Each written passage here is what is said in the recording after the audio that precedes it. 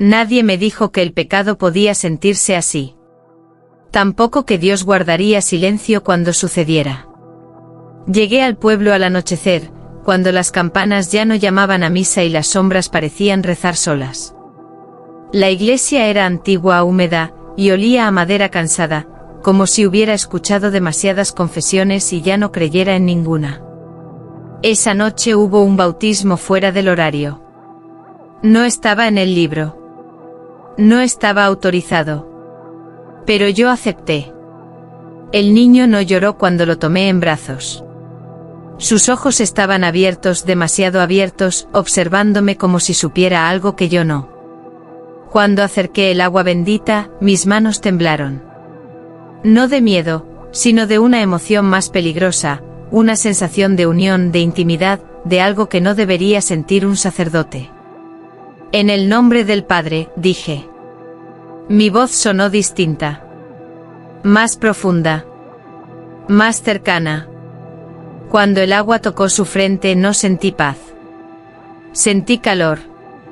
Un calor que descendió por mi pecho, lento, casi cariñoso. Como si el pecado no hubiera sido expulsado, sino despertado. En ese instante comprendí algo que me heló la sangre. Yo no estaba purificando un alma. Estaba nombrando algo que quería quedarse. Miré al altar buscando a Dios. No hubo señal. Ni reproche. Ni advertencia. Solo silencio. Y en ese silencio, por primera vez desde que fui ordenado, pensé algo que jamás me atrevería a confesar en voz alta. ¿Y si el pecado también necesitara ser amado? Esa noche, al cerrar la iglesia, sentí que no estaba solo. El bautismo había terminado. Pero algo acababa de nacer. No recuerdo a la mujer por su nombre. La recuerdo por la forma en que temblaba cuando rezaba. Llegó a la iglesia antes del amanecer, cuando el mundo aún no había decidido si quería ser salvado. Caminaba despacio, como si cada paso pesara más que el anterior. Se arrodilló sin que yo se lo pidiera. Cerró los ojos.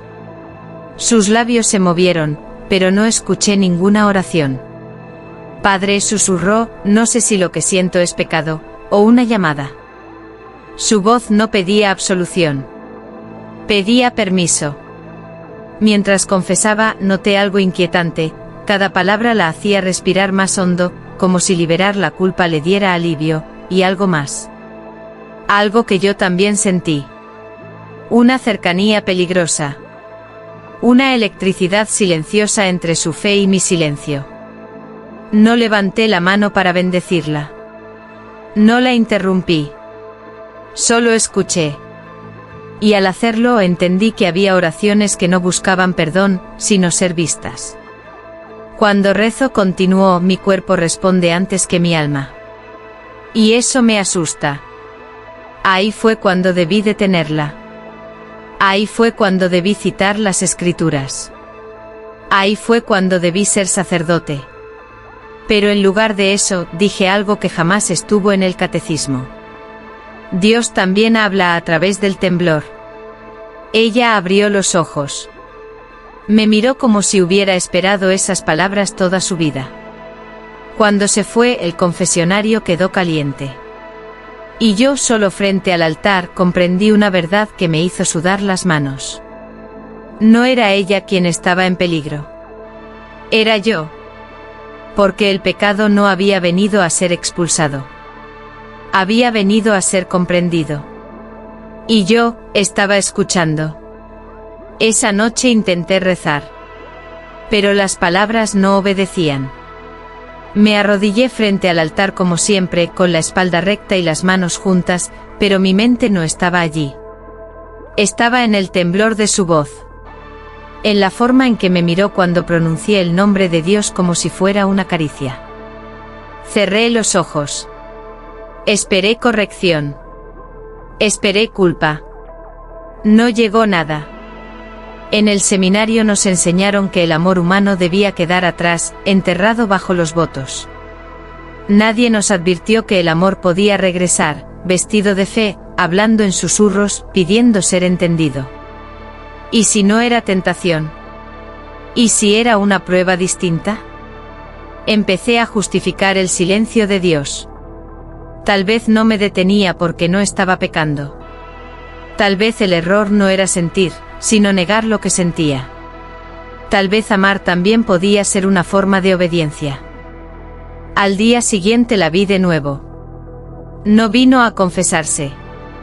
Solo se sentó en la última banca, mirándome como quien escucha un secreto sin palabras. No hubo contacto. No lo necesitábamos. Algo ya había sido dicho entre nosotros. Cuando di el sermón, hablé del amor. No del amor puro. No del amor casto. Sino del amor que duele, que confunde, que quema. Noté que algunos bajaron la mirada. Otros se acercaron más. Al terminar, sentí una certeza que me atravesó el pecho como una herida lenta. El peligro no era caer.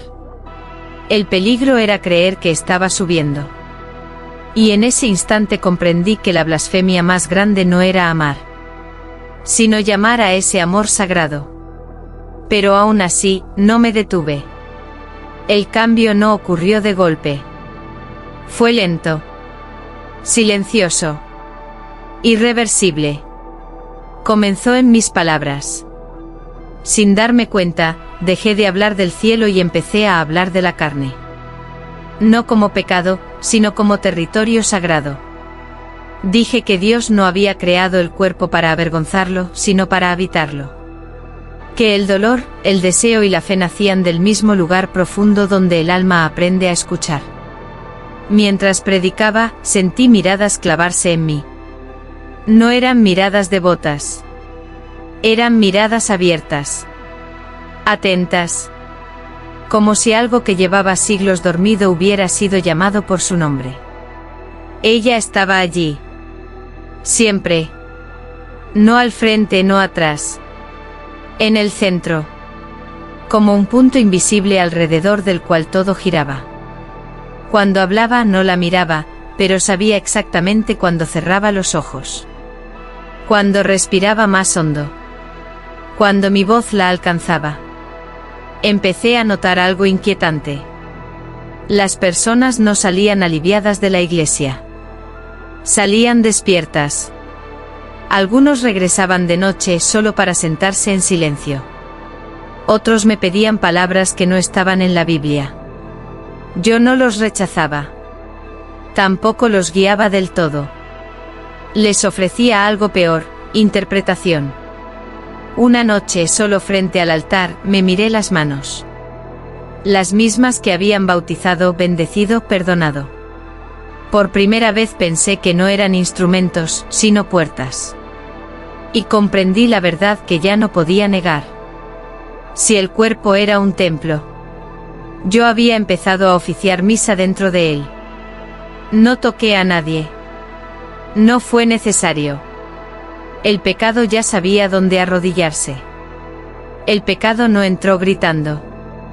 Entró de rodillas.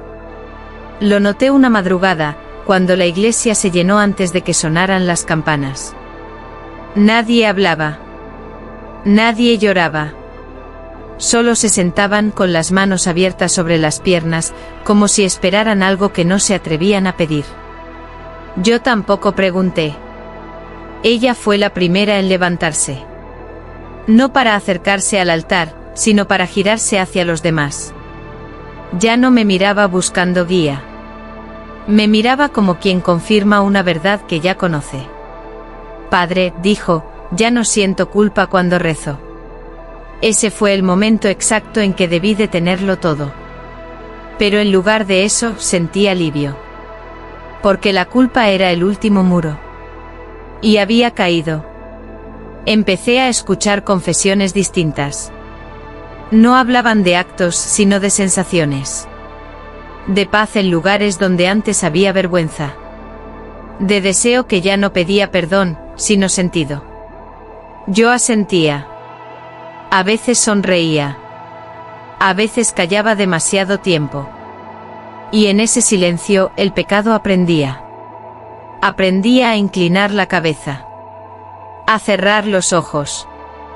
A pronunciar amén sin temblar. Una noche comprendí algo que me heló más que cualquier condena. Ya no venían a mí para ser absueltos. Venían para ser confirmados. Miré la cruz. Seguía allí. Pero ya no pesaba. Porque cuando el pecado aprende a rezar, la fe deja de ser refugio. Y se convierte en lenguaje. Y yo había sido quien le enseñó las palabras. Intenté detenerlo. Eso es lo que me repetí durante días, mientras el ayuno debilitaba mi cuerpo y el sueño se alejaba como un castigo lento. Dejé de hablar. Dejé de mirar. Dejé de tocar incluso el agua bendita, como si pudiera contaminarme. Recé más que nunca. Y por primera vez, nadie respondió. El silencio de Dios ya no era neutral. Era pesado. Como una presencia que observa sin intervenir. Me despertaba en mitad de la noche con la sensación de que alguien estaba de pie frente al altar, respirando con paciencia infinita. Fui a confesarme a mí mismo. No encontré palabras. Ella dejó de venir. Y eso fue peor. Porque cuando regresó días después, ya no se arrodilló. Se quedó de pie, mirándome con una calma que me atravesó como un juicio. No había desafío en sus ojos. Había comprensión. Como si yo fuera el último en entender. Padre, dijo, ya no necesito que me hables de Dios. Sentí frío. Él ya me escucha, continuó. A través de mí. Quise gritarle que se fuera. Quise invocar autoridad, escritura, castigo. Pero mi voz no obedeció. Algo dentro de mí reconoció esa frase. No como herejía, sino como consecuencia. Esa noche, frente al altar vacío, entendí la verdad que había evitado mirar. Dios no se había ido. Solo había dejado de corregirme. Y cuando Dios deja de responder, no es porque no esté, sino porque ya no hace falta. Yo había enseñado al pecado a rezar. Ahora, rezaba sin mí. Y por primera vez, tuve miedo de volver a abrir la iglesia. No fue de un día para otro. Fue una sensación. Al principio pensé que era cansancio o culpa acumulada. Pero una noche al abrir las puertas de la iglesia, sentí algo imposible de ignorar, el aire estaba vivo. No se movía, latía. La gente comenzó a llegar sin que nadie los llamara. No venían a escucharme. Se sentaban en silencio muy juntos, como si compartieran un secreto que no necesitaba palabras. Nadie rezaba en voz alta. Nadie pedía perdón. Solo respiraban, al mismo ritmo. Yo permanecía de pie, inútil. Las velas ardían sin parpadear. El incienso se volvía espeso, casi dulce. Y por primera vez, tuve la certeza de que la iglesia ya no era un lugar, era un cuerpo. Ella apareció entre ellos, no como guía, sino como certeza. Caminaba despacio, rozando apenas los hombros, sin tocar realmente. Aún así, cada persona que pasaba junto a ella cerraba los ojos, como si algo dentro se acomodara en su sitio. Escuché el primer amén sin oración previa. Luego otro. Luego varios. No eran palabras de fe. Eran reflejos. Quise hablar. Advertir. Detenerlos. Pero entendí demasiado tarde que mi voz ya no tenía peso. Lo que había nacido no necesitaba doctrina. Se alimentaba de algo más simple y más peligroso, la sensación de ser aceptado sin juicio. Miré la cruz buscando una señal. No encontré reproche. Solo silencio. Y en ese silencio comprendí la verdad más aterradora de todas. La iglesia ya no me pertenecía. Ni siquiera pertenecía a Dios. Había aprendido a respirar sola. No fue una rebelión. Fue una aceptación. El pueblo no se levantó contra la iglesia. Simplemente dejó de mirarme. Ya no buscaban mis palabras, ni mis manos, ni mi permiso. Habían aprendido algo más sencillo y más peligroso, creerse escuchados sin intermediarios. Ella hablaba ahora. No desde el púlpito, sino desde el centro. Su voz no era más alta que la mía. Era más segura. No prometía salvación. Ofrecía reconocimiento. No estamos aquí para ser perdonados, decía.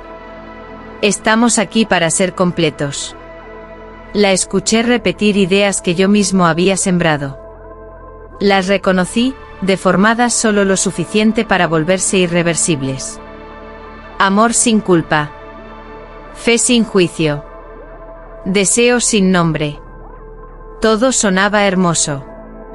Todo sonaba final. Intenté intervenir una sola vez. Eso no es amor, dije. Es otra cosa. Ella me miró con una ternura que me atravesó peor que el desprecio. Eso dijiste tú primero, padre, respondió. Solo que ahora ya no te pertenece. Entonces entendí. El amor que había defendido ya no buscaba unión. Buscaba autoridad. Esa noche, frente al altar, sentí el peso de cada palabra que pronuncié en el pasado. No como culpa, sino como sentencia. Había confundido compasión con permiso. Silencio con sabiduría. Amor con absolución. El pecado no me necesitaba. Yo había sido solo el umbral. Cuando salí de la iglesia, nadie me siguió. Nadie me detuvo. Y por primera vez comprendí la forma más cruel del castigo divino. Ver cómo aquello que llamaste amor aprende a condenar. Sin odiar. Y sin mirar atrás. Volví a la iglesia cuando ya nadie me esperaba.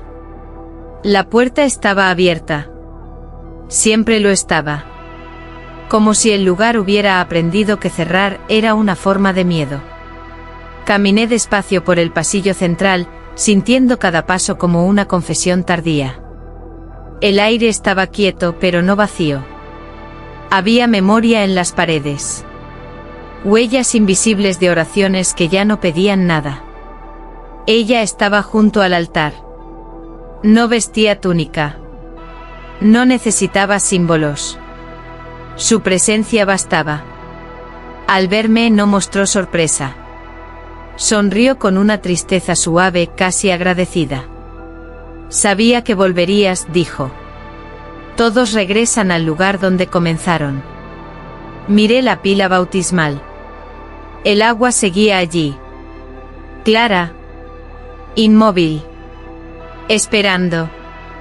Esto tiene que terminar, susurré. Lo que hicimos no fue fe. Ella negó despacio. No, respondió. Fue amor sin miedo. Tú me enseñaste eso. Me acerqué a la pila. Metí las manos en el agua. Estaba fría. Real. Por primera vez en mucho tiempo sentí algo que no podía reinterpretar. Si esto es pecado, dije, entonces déjame cargarlo yo. Ella me observó en silencio. Luego asintió. Me arrodillé.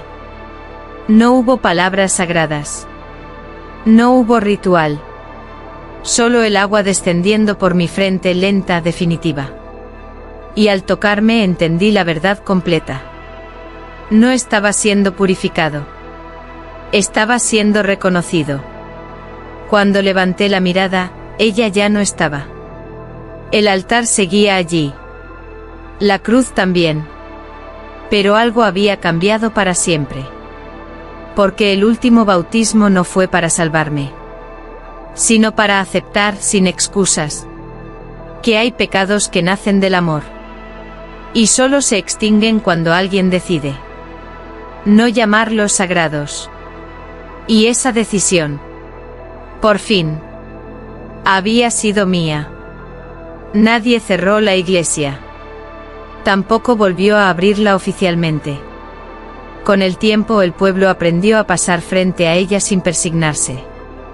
No por desprecio, sino por respeto. Algunos decían que allí ya no vivía Dios. Otros que nunca se había ido. Yo me marché al amanecer sin sotana, sin nombre, sin nadie que me siguiera. No llevaba culpa. Tampoco redención. Solo una certeza difícil de explicar: no todo lo que se siente amor viene del cielo, pero tampoco todo lo que nace del pecado merece ser negado. A veces en sueños vuelvo a escuchar el agua cayendo sobre mi frente. No como un castigo, como un recuerdo. Y despierto sabiendo algo que jamás enseñan en los seminarios. Hay pecados que no buscan destruir la fe. Solo quieren ser nombrados sin mentiras. La Iglesia sigue ahí. Respirando. Esperando a quien se atreva a entrar sin pedir perdón.